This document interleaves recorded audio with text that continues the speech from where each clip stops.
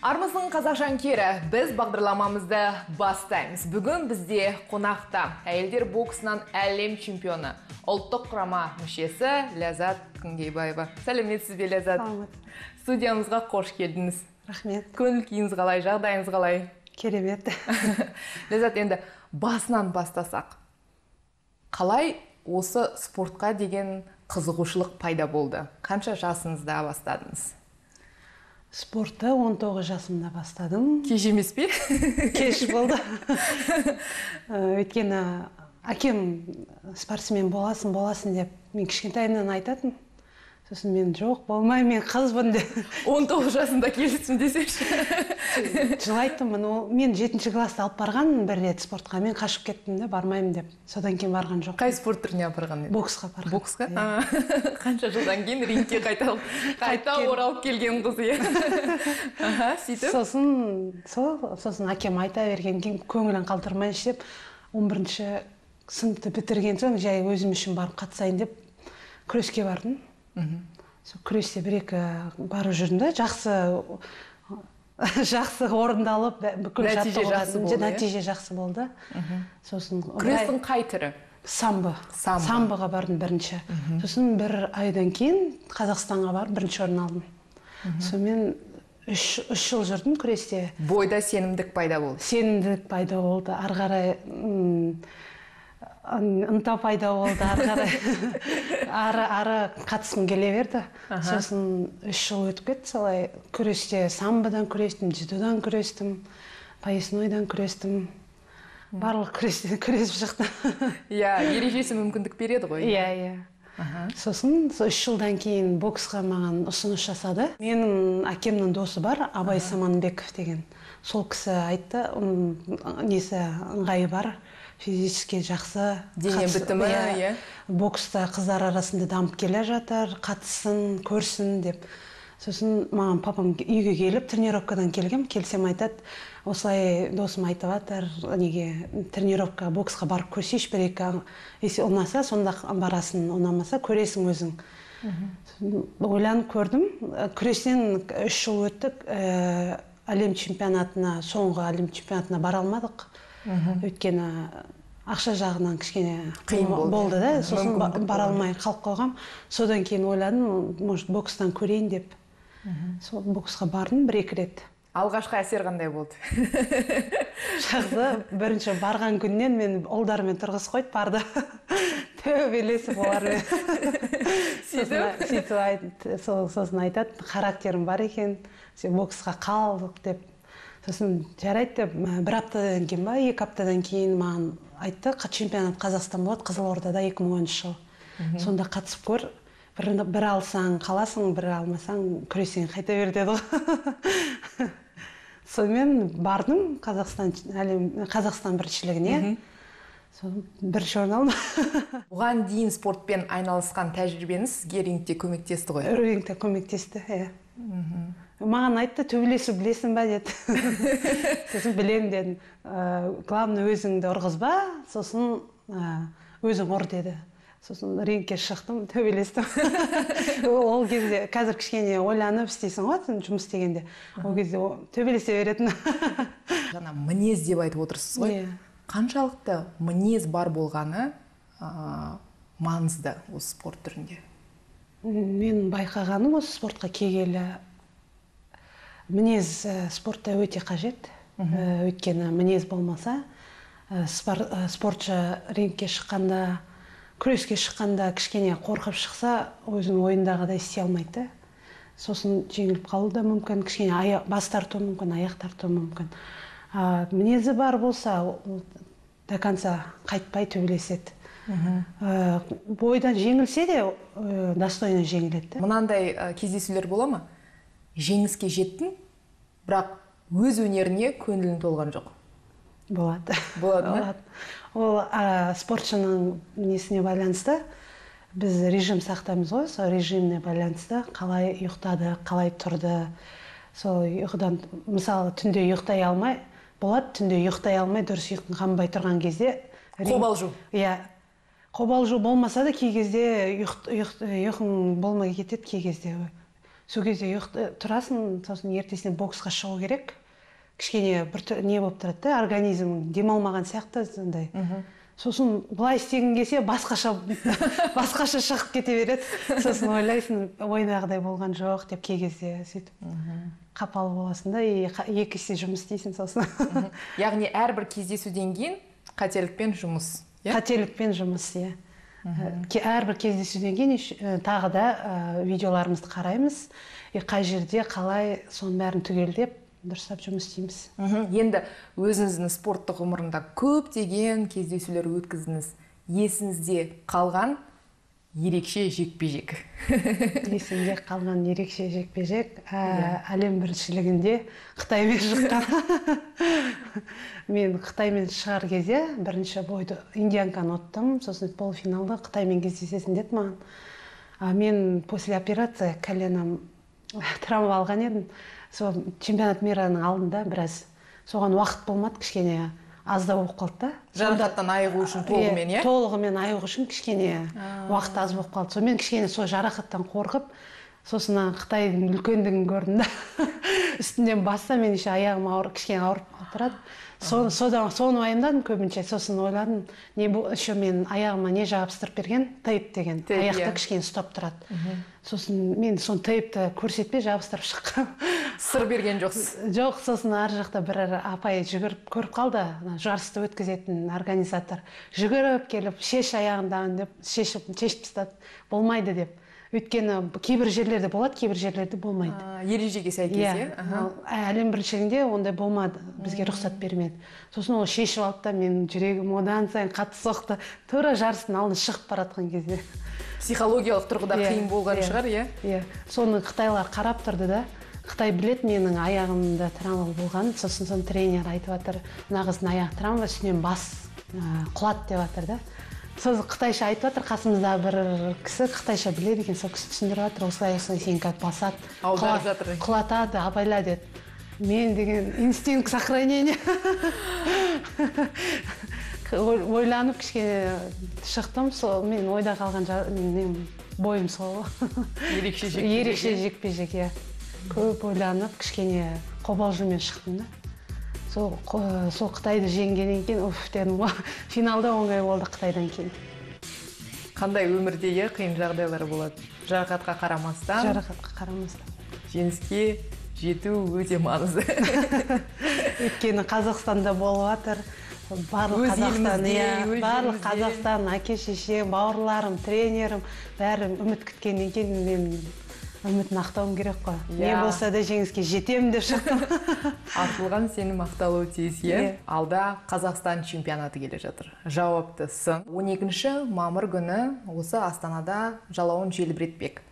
Қай облыстың қыздары, өкілдері сіз үшін қарсылас атанбақ? Өйткені барлығы біледі, 2013 жылдан бері сіз қарсылас шақ келтірмей өз салмақ дәрежесінде үздік боксшы атанып келесіз. Бірақ дегенмен де осы жарыста кімді лайықты қарсылас санайсыз? Лайықты қарсылас жастар арасында шығатын бір Садыкова Умида деген қыз болған. Ол жасөспірімнен өтті, молодежьдан ересектер арасында өтті. Сонымен уже біраз болды, 2 жылдан бері маған қарсылас болып келіп жатыр. Финалда осы 2 жылдан бері екеуміз финалда кездесеміз. Жастардың аяқ алысы жаман емес. Жаман емес. Иә, өзін көрсетіп келе жатыр, көрініп тұрады, ұтқысы келеді, 4-ші раундқа дейін төбелеседі менімен, характерін көрсеткісі келеді. Бірақ мен де қарап тұрмаймын, өйткені мен білем, бірінші нөмірмен өз орнымды сақтап қалуым керек. Сонша жұмыс жасалып жатыр, соны ақталу керек қой. Енді алда әлем чемпионаты. Тағы бір ерекше жарыс сіз үшін. Әлем чемпионатына дайындық қалай, өзіңіздің спорттық бабыңызға толығымен келдіңіз бе? Толығымен келдім деп айта алмаймын әлі.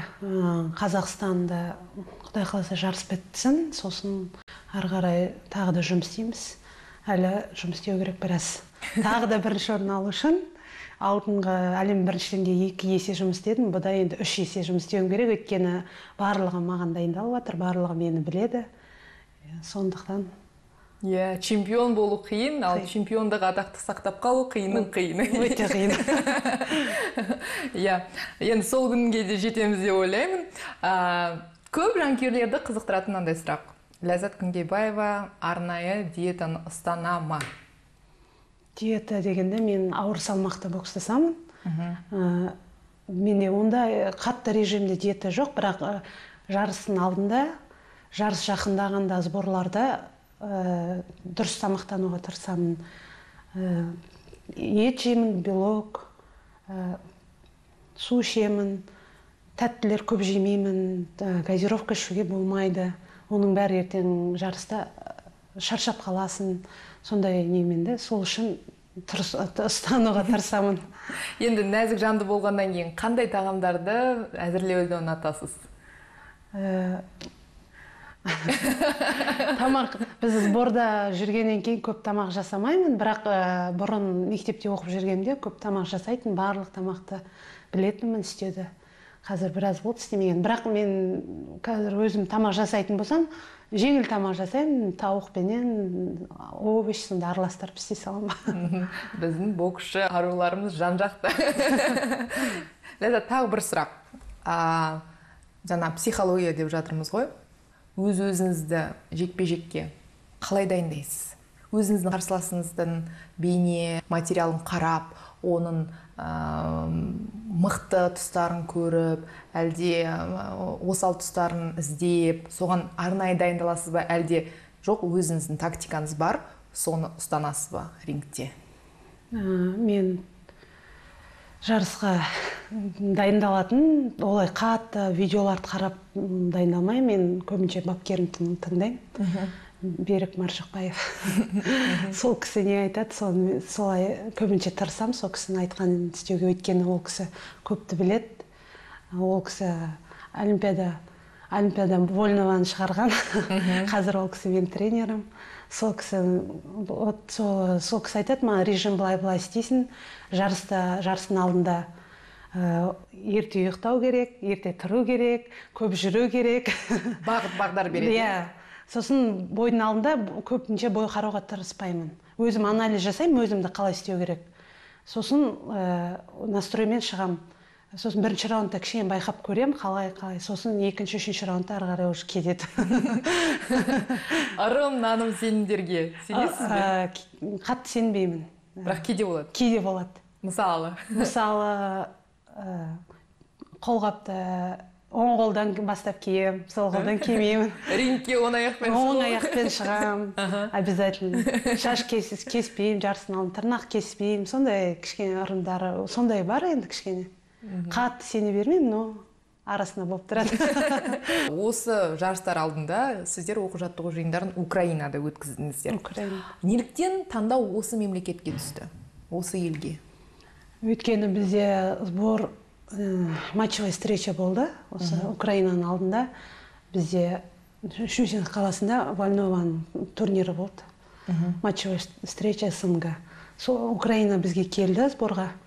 Сосын ответный сборный олар біз шақырды да. Бірлескен оқу-жаттығу жиындары? Бірлескен оқу-жаттығуға келіңіздер. Бізге өйткені Қазақстанның біріншілігінің алдында совместный сбор керек болды да. Сосын тренерлер рұқсат беріп, кеттік қой бәріміз. Қалай өтті? Жақсы өтті. Қандай бағытта шеберліктеріңізді шыңдадыңыздар? Біз онда тауда болдық, жүгірдік, таза ауа болды, көп жүрдік, походқа шықтық, жүгірдік, парда тұрдық, спарринг жасадық. Соңғы күні екі спарринг жасадым. Пайдалы жиын болды? Пайдалы жиын болды, иә. Ләззат, сіздің ойыңызша, осы Қазақстанда бүгінгі таңда әйелдер боксының даму деңгейі? Әйелдер боксы жоғарғы деңгейде дамып жатыр. Өйткені бізде 4 әлем чемпионы бар. Олимпиададан 2 рет алды. Құдай қаласа тағы бірінші орын аламыз. Жастар көп. Біздің нәтижелеріміз көріп, бізге сіз сияқты болғым келеді деп айтатын қыздар көп. Маған сообщение жазады қыздар. Сіз қалай тренировка істейсіз? Осылай маған бір-екі айтып жіберіңізші деп сұрайды. Кеңесіңізді айтып жіберіңізші деп сұрайды. Сосын маған өте қуанышты өйткені. Сосын мен осылай деп жазам, оларға айтам, олар айтады, ой, сізден ответ күтпеген едік, сіз рахмет сізге деп солай. Өйткені қазір біздің залда жастар көп қыздар. Барлығы қарап, біздің қалай турнир жасап жатқанымызды соған. Ізбасарлар өсіп келе жатқаны қандай керемет, е? Өсіп келе жатыр, е. Енді жаттығу барысындағы күн тәртібі қалай? Неден басталады? Барысындағы біздің сборда таңертең тұрамыз, 7:45-те построение, сосын Қазақстанның әнұранынан бастаймыз. Әрбір жаттығу? Әрбір жаттығу. Күнде таңертең тұрамыз, әнұранды айтамыз, сосын зарядка бастаймыз. Жақсы көңіл күймен, е? Қандай тәртіп десеңізші? Осындай тәртіптің арқасында үлкен жетістіктерге спортта жетуге болады. Бос уақытыңызды қалай өткізесіз? Бос уақытымда киноға барам достарыммен, жүзуге барам. Әлеуметтік желіде де белсендісіз. Сол жанкүйерлеріңізді анда-санда өзіңіздің әдемі суреттеріңізбен қуантып. Ата-анаммен уақыт өткізгенде жақсы көремін. Ол кісілермен киноға барамын, ары-бері қыдырып солай. Бірақ бос уақыты аз, е? Бос уақыт өте аз, өйткені анда-мында сборда көп жүреміз, сосын отбасым сағынамда, сосын бос уақытта көбінесе әке шешеме өткізуге тырысамын. Өйткені үйде болмайсың, мамамдар сағынып отырады. Қызым қашан келесің деп. Басымызда 6-мыз, әке шешеме 8. Көп балалы семья. Сосын әпкем, ағам, 4 қыз 2 ұлмыз. Мен ортаңғысымын. Олардың бәрі арық жіңішке келген, мен нағашыларым тартып кеткен кішкене ірілеу. Содан кейін әкем айтатын, сен спортсмен шығады деп. Қатты сенімді болған, бірақ сенім ақталды деп ойлаймын. Әрине. Бүгінгі таңда Ләззат Күнгейбаева еліміздің намысын әртүрлі халықаралық үлкен бәсекелерде абыроймен қорғап келе жатыр. Біз мақтанышпен осыны айта аламыз. Енді жеңісті күндеріңіз көп болғай. Жаттығу процесі қалай өтеді? Жаттығуда зарядкамен бастаймыз. Бірақ парда тұрғанда ұлдармен тұрамын. Неліктен? Өйткені қыздармен төбелесе алмаймын. Қыздар кішкене бас тартады. Ұлдар бас тартпайды, содан кейін ұлдармен до конца төбелесем. Сосын үйге шаршап кетесің. Мамам, не болды саған дейді, тренировкадан. Соғанша шаршадың ба дейді. Олар білмейді ғой мен ұлдармен тұратын. Ұлдармен тұрамыз, өйткені бірақ ұлдардан кейін жарысқа шыққанда қыздармен жеңіл болады. Бұл сізге басымдылық береді? Иә. Өйткені қыздармен жеңіл болады, оңай болады кішкене. Ләззат, өкінішке орай бізге берілген уақыт өз мәресіне жетті. Сіздің осы біздің қазақстандықтарға, жанкүйерлеріңізге тілегіңіз? Менің қазақстандықтарға тілегім, жастарға спортпен шұғылданыңыздар. Спорт өте пайдалы. Спортпен шұғылданғаннан кейін белгілі болады, ары қарай алып кету, алып кетпеу. Алып кетпесе де адамның өзінің денсаулығына өте пайдалы. Өйткені мен бір танысым, жүрегі ауыратын қатты. Сосын онымен категорически спортпен айналысуға болмайды деді. Рұқсат берілмеді. Бірақ ол өзі үшін барғысы, өзі қатты жақсы көретін. Ешкімге айтпай барып жүрді. Ниеті болған. Ниеті болды, тренировкаға барып жүрді. Сосын бір 2-3 жылдан кейін сол жазылып кетті. Спорттың арқасы. Құдіретті күш спорт. Спорт. Сол үшін айтам, спортпен шұғылданыңыздар. Біздің студиямызға келгеніңізге үлкен рахмет. Қоржыныз әрдайым алтын медальға толсын дейміз. Рахмет. Құрметті көрермендер, біз осымен бағдарламамызды аяқтаймыз. Жеңісті күндерде жолыққанша аман сау болыңыздар.